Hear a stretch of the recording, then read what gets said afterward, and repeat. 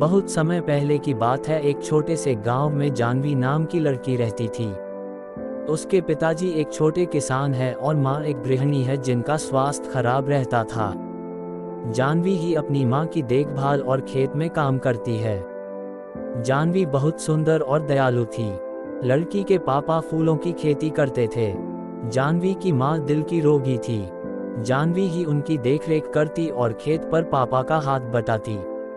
एक दिन जब जानवी अपने खेत से फूल तोड़ रही तभी उसे एक बहुत मधुर संगीत और गाने के आवाज सुनाई दी।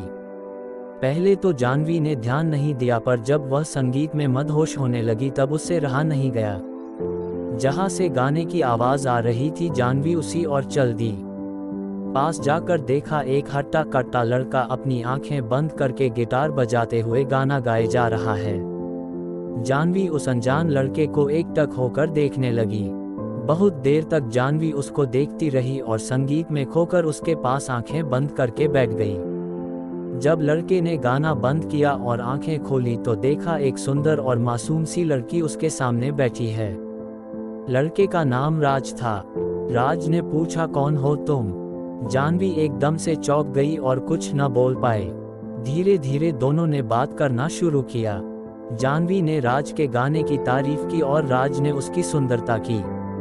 राज पड़ोस के ही गांव का लड़का था जिसको संगीत में बहुत रुचि थी, पर घरवालों के कहने पर वह शहर में पढ़ाई करने गया था और नौकरी न मिलने की वजह से गांव वापस आया था। उस दिन दोनों बैठकर घंटों बातें करते रहे और दोस्त बन गए। जानवी को राज पसंद आ गया और दोनों रोज मिलने लगे। बहुत कम समय में दोनों एक दूसरे के प्यार में पड़ गए। जानवी को अपनी किस्मत में पाकर राज खुश रहने लगा, पर उसकी यह खुशी ज्यादा दिन की नहीं थी। एक दिन जानवी के पिता ने दोनों को एक साथ पकड़ लिया और राज को दोबारा उनके गांव में आने से रोक दिया।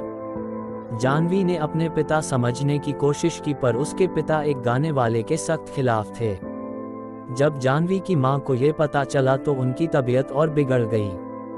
इस बात से परेशान होकर जानवी ने राज से फोन पर भी बात करना बंद कर दिया। राज ने मायूस होकर गांव को छोड़ दिया। देखते देखते समय गुजरता गया और जानवी की शादी की बात चलने लगी, पर जानवी अब तक राज को भूल नहीं पाई थी। उसको राज का वह वादा याद आता जो उससे करके गया था। चाहे कितना भी वक्त लग जाए, मैं एक दिन कामयाब होकर तुम्हें लेने जरूर आऊंगा। मैं मरते दम तक बस तुमसे ही प्यार करूंगा, तुम मेरा इंतजार जरूर करना। कभी कभी जानवी को लगता कि राज उसको भूल गया है और कभी कभी लगता वह जल्दी ही वापस आ जाएगा। न जाने कितनी बेचैनी और दर्द में जानवी जी रही थी। न वह किसी से कुछ कह सकती थी और न अपने प्यार को भूल सकती थी। एक दिन एक लंबी सी गाड़ी उसके घर के बाहर रुकी जिसके पीछे गांव के बच्चे दौड़ रहे थे। इससे पहले गांव में इतनी महंगी गाड़ी कभी नहीं आई थी। गाड़ी देखकर ही मोहल्ले के सभी लोग जमा हो गए। आराम से घर के गेट खोलते हुए जैसे ही राज अंदर पहुंचा, जानवी ने देखते ही उसे दौड़कर गले लगा लिया। जानवी की अंदर लेटी थी। राज और जानवी दोनों गले लगकर रोने लगे। दोनों एक दूसरे के प्यार को महसूस कर रहे थे। दोनों के मन से सारी शंकाएं दूर हो गई और दोनों का प्यार वक्त के साथ बढ़ता गया। जानवी के पापा से राज ने उसका हाथ मांगा और जानवी की मां का इलाज बड़े शहर में कराने का वादा किया। राज शहर में बड़ा गाने वाला बन गया था।